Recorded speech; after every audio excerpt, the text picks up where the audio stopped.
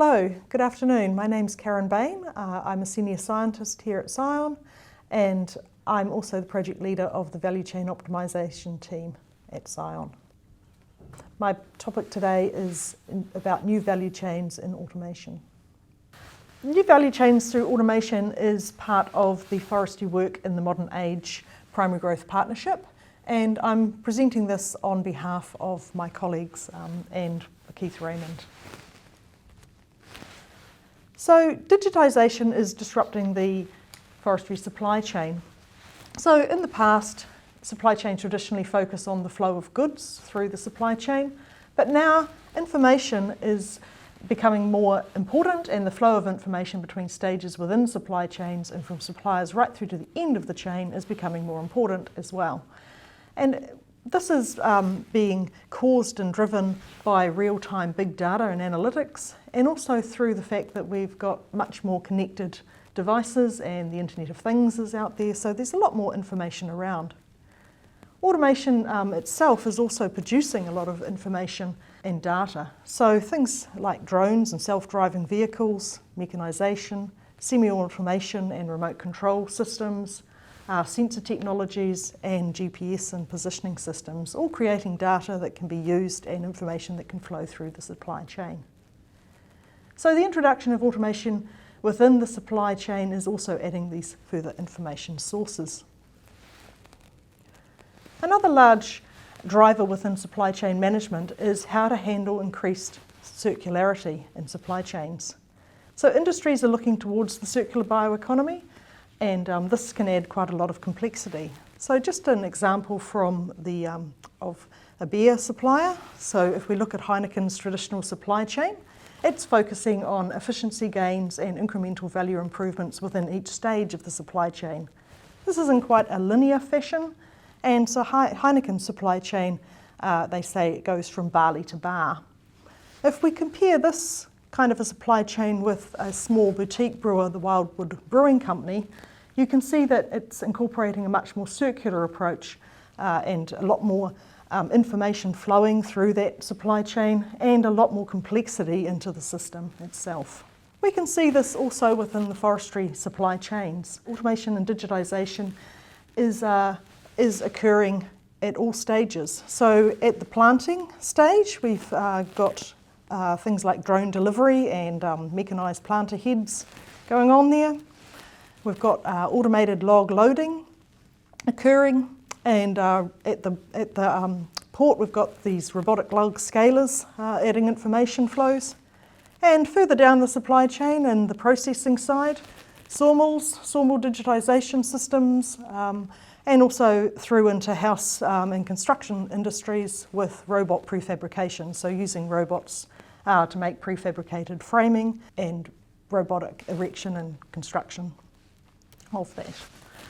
So one of the things that we are looking at Scion is how to understand simulation modelling of supply chains. So why simulation modelling? Well, companies are really excited by automation and the potential for automation looks really good, but they're thinking, well, how would this impact on our supply chain if we adopted into this technology?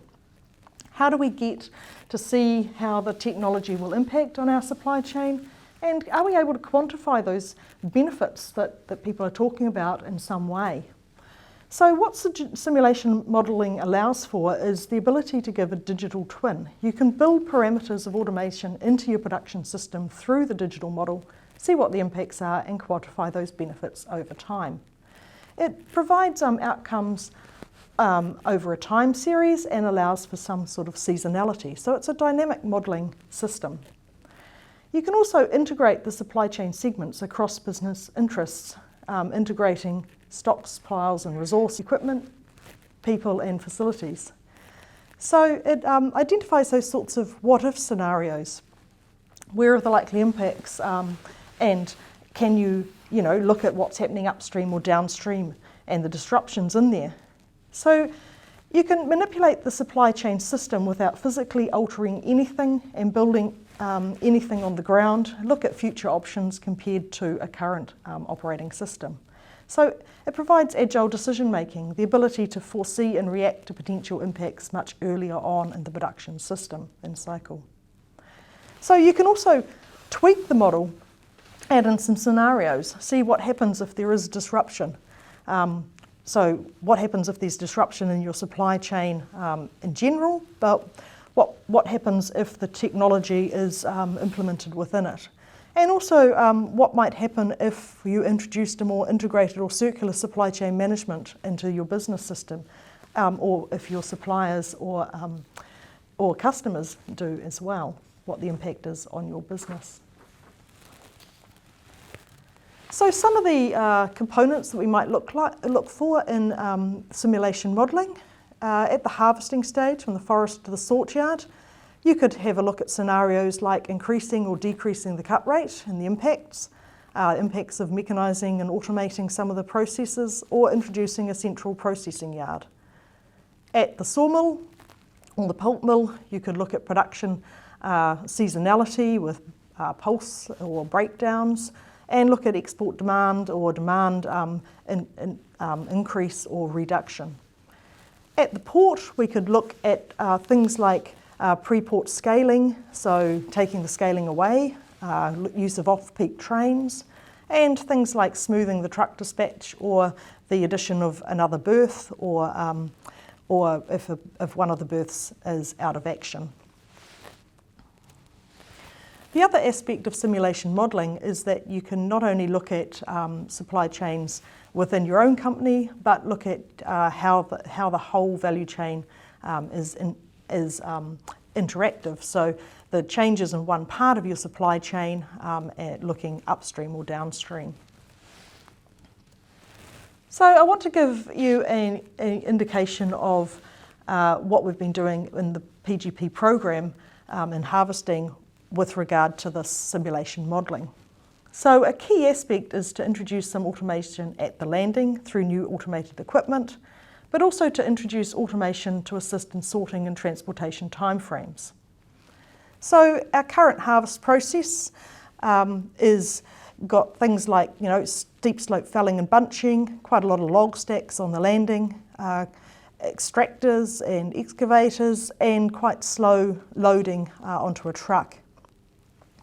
It's supposed that we might go to a new harvesting process that might introduce things like a debarker processor at site in a central sort yard, and you might be able to have a semi-autonomous hauler control systems and some residue management systems on the landing. Or the other aspect is to get the sort yard right off the landing area into a centralised log sorting facility using robotics. So using smart scanners, robotic log sorters, and introducing a automated gantry loading system for your trucks. So what would this mean in reality for some of the crews on the harvesting system? So in this we would go, for example, with a mechanised hauler. With the conventional mechanised hauler, you're using a winch assist feller and chainsaw, swing yarder, through into grapple processing and loading and onto a truck. With the automated hauler, the winch assist and feller is going to a winch assist feller buncher. We're semi-automating the yarder system, and the whole processing system is going to a processor debarker loader. And we're looking at residue management so that we've got an automated chipper on site that's taking residue away from the landing. We are reducing our personnel from the conventional from 9 people to 4 people. However, we are also introducing a log sort yard concept as well, which needs to be staffed with some personnel. And so in this we are looking at going to the log sorter, that includes the debarking, into some kind of either overhead log truck loading gantry, or else into log storage system. So what we've done within the PGP program is to look at what the potential is for fully automated system in a forest environment in New Zealand. So looking at an 8-crew system, taking the conventional model, the same types of crews or crew types, and automating these. But with the introduction of this centralised log sort yard that's also fully automated. And we found in this that we would reduce our labour inputs from 64 workers with the conventional model to 53 workers with the automated model. But we really want to look at the buffers and stops and flows in the forest system. What impact is there on throughput and production? What's the economic benefits? What's the payback on the capital investment? And so going from that conventional baseline to an automated baseline using some kind of system and understanding how stock gets buffered through the system as well. One of the other aspects that we're looking at is to do with trucking. So we're looking at introducing off-road trucks and newer dedicated on-road trucks. And this has road design implications and subsequent cycle time implications also.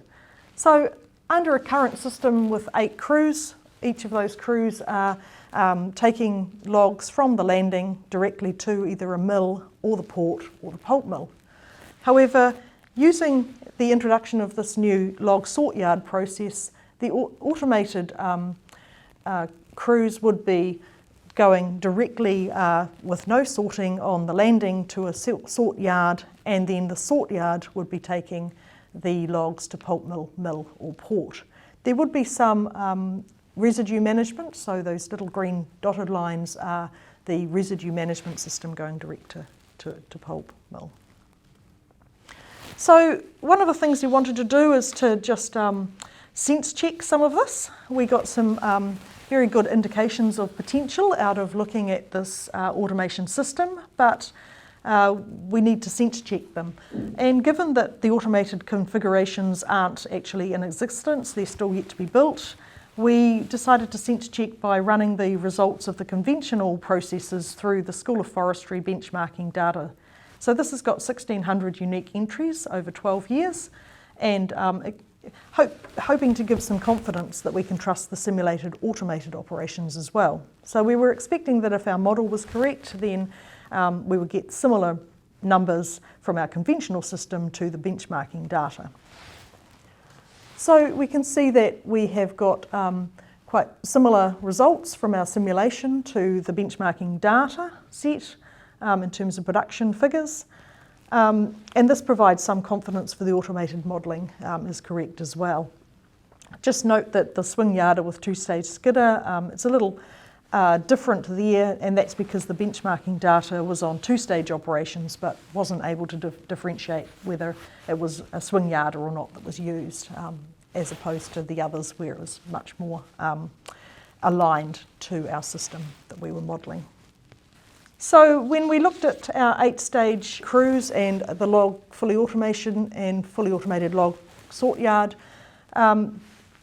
it included the centralised sort yard and different transportation configurations of off-road trucking.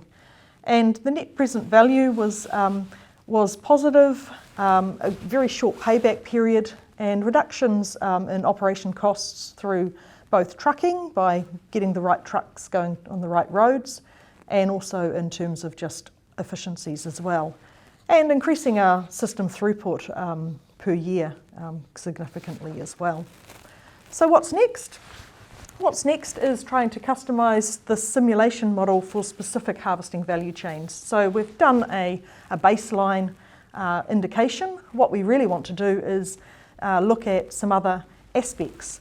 So looking at the centralised sort yard and log identification introduction, looking at improvements to some parts of the value chain of the harvesting or the processing of logs through adoption of automation technologies, looking at dedicated off-road trucking and getting the right trucks on the right roads, maybe looking at that overhead gantry system. So we're working with 2 forest companies at the moment to model their value chains and their priorities. We're keen to work with others. Get in touch with us, myself or Keith Raymond, and we're planning to evaluate 3 or more options by 2026. So that's it from us, and looking forward to hearing your questions at the end of the session. Thank you very much.